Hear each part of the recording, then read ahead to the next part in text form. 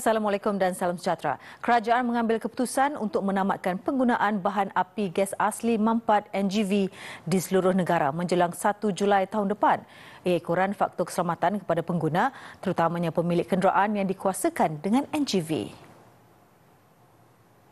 Kos untuk menukar balik menggunakan petrol ditanggung oleh pihak Petronas. Dan on top of that, mereka diberikan satu voucher RM3,000 untuk mereka beralih menggunakan minyak. Jadi untuk pemandu-pemandu taksi, dia tak ada kos tambahan. Pembayaran secara one-off diberikan kepada pemilik kenderaan berdasarkan nilai semasa kenderaan. Pemilik kenderaan perlu menghantar kenderaan mereka ke kemudahan rawatan automotif berlesen untuk dilupuskan. Terdapat sekitar 44,383 kenderaan aktif yang berdaftar dengan bahan api NGV ketika ini. Ia hanya mewakili 0.2% keseluruhan kenderaan motor berdaftar di Malaysia. Cadangan menghad bilangan unit kediaman yang boleh dibeli rakyat Malaysia untuk pelaburan boleh menyebabkan keruntuhan sektor perumahan. Menurut Persatuan Pemaju Hartanah dan Perumahan Malaysia (REDA), langkah itu akan memberi implikasi ekonomi kepada 180 industri huluan dan hiliran dalam ekosistem.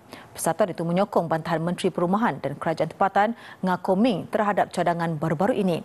Tambahnya, pembelian hartanah menyediakan pelbagai tujuan selain melindung nilai terhadap inflasi dan memelihara kekayaan. Pertimbangan juga harus diberi kepada rakyat yang tidak mampu membeli rumah dan sebaliknya menyewa daripada pemilik. Justru menyekat pelaburan hartanah hanya akan menyebabkan kekurangan bekalan rumah sewa sedangkan jumlah penduduk terus bertambah. Ringgit dijangka diniagakan mendatar minggu ini susulan pelbagai ketidaktentuan di pasaran. Penalisis melihat tumpuan terarah kepada pilihan raya Presiden Amerika Syarikat esok sebelum membuat sebarang keputusan mengenai pelaburan dibuat.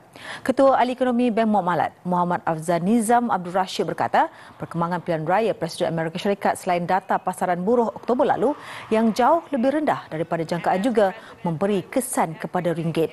Rizal Persekutuan juga mungkin mengurangkan kadar faedah sebanyak 25 mata asas minggu ini. Susulan itu, ringgit dijangka kekal dalam sentimen pasaran yang berhati-hati.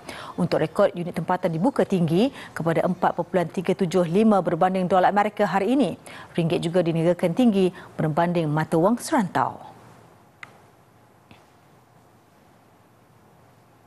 8 negara anggota kumpulan pengeluar minyak OPEC Plus umum untuk melanjutkan lagi pengurangan output secara sukarela selama sebulan. Ia bermakna pengurangan akan berterusan sehingga akhir Disember susulan kelemahan harga minyak mentah global. Antara 8 negara yang terlibat dengan pengurangan berkenaan ialah Arab Saudi, Rusia, Iraq, Emirat Arab Bersatu dan Kuwait.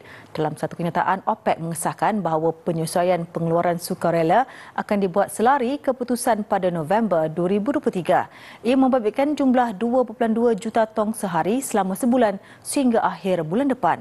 Semua negara terbabit akan mengimbangi sebarang pengeluaran berlebihan menjelang September 2025.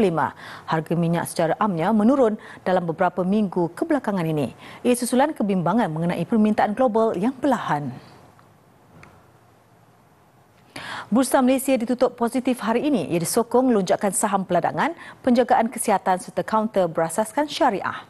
Pada jam 5 petang, FBM KLCR naik 12.45 mata kepada 1,616.43. Kaunter untung mendalui rugi pada 537 berbanding 485, manakala 502 kaunter diniagakan tidak berubah.